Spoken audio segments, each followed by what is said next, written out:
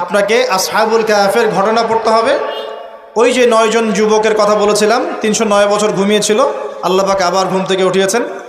Details বলার সময় নেই, বাসায় গিয়ে পড়বেন। এবং এই বিষয়গুলো বোঝার আগে মুসা এবং খিদর আলাইহিস সালামের ঘটনাটাও পড়তে হবে, যে বাহ্যিক চোখে যা দেখা যাচ্ছে ওটা বাস্তবতা নয়। বাস্তবতা ওটাই যে আল্লাহ নূর দিয়ে খিদর আলাইহিস সালাম দেখছেন। আমি একটা জায়গা থেকে আলোচনা শেষ করে দেবো এখানে। এই সূরার মধ্যে আরও একটা ঘটনা আছে যেটা আমি কোনোদিনও বলি নাই, আজকে বলতেছি আপনাদের সামনে। আপনারা সৌভাগ্যবান, এই ঘটনা আমি আজ পর্যন্ত কোনো লেকচারে বলি নাই। সূরা কাহফে আরও একটা বিষয় আছে যেটা আপনাকে চেনাবে সভ্যতাগুলো কেমন হবে। একটু মনোযোগ দেন প্লিজ, 10 মিনিট দেখুন।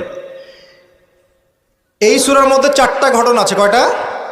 একটা হচ্ছে আসহাবুল কাহফের, একটা যুলকারনাইন আলাইহিস সালাম, একটা মুসা এবং খিদর আলাইহিস সালামের, আর একটা হচ্ছে এই ঘটনা, 2 বন্ধুর ঘটনা, যা আমি কোনো লেকচারে এখনো বলি নাই। আল্লাহ পাক এই সূরার মধ্যে একটা বিস্ময়কর ঘটনা বলছেন। 2 বন্ধুর। কয়জন বন্ধু? এক বন্ধু প্রচণ্ড ধনী, এমন ধনী যে আল্লাহ পাক তাকে বড় বড় বাগান দিয়েছেন, খেজুরের, আঙ্গুরের, হ্যাঁ, বিশাল বিশাল বাগান। এবং তার মধ্য দিয়ে নদী চলছে। নদী, একটা নদী চলে যাচ্ছে ভিতর দিয়ে, 2 পাশে বাগান। তাহলে কত বড় প্রপার্টি চিন্তা করেন, একটু চিন্তা করেন। আমরা তো বিঘা আর এই যে শতকের হিসাব করি না। আল্লাহ বলছেন যে 2টো বিশাল জান্নাত দিয়েছিলাম তাকে, মানে বাগান দিয়েছিলাম, ফলের বাগান, মাঝখান দিয়ে নদী প্রবাহিত হচ্ছে। এবং প্রত্যেক বছর 2 বার করে এই জায়গায় ফসল ফলতো, প্রচুর ফসল হতো। তো এত ধন সম্পদ পাওয়ার পরে এই বন্ধু, মানে এই ব্যক্তি, তার এক গরিব বন্ধুকে নিয়ে এই বাগানে ঢুকেছে। ঢুকে হাঁটাহাঁটি করছে, গল্পগুজব করছে। গল্পগুজব করার এক পর্যায়ে গিয়ে এই ধনী বন্ধু বলে ফেলছে। কি বলছে? সে বলছে যে আনা আকসারু মিনকা মালা ওয়া আ'আসু নাফারা। হে আমার দোস্ত, শোনো, আমি তোমার চাইতে মালে এবং সম্পদে অনেক সেরা। কে বলছে এটা? এই ধনী বন্ধু। আমরা কি এরকম কথা বলি না?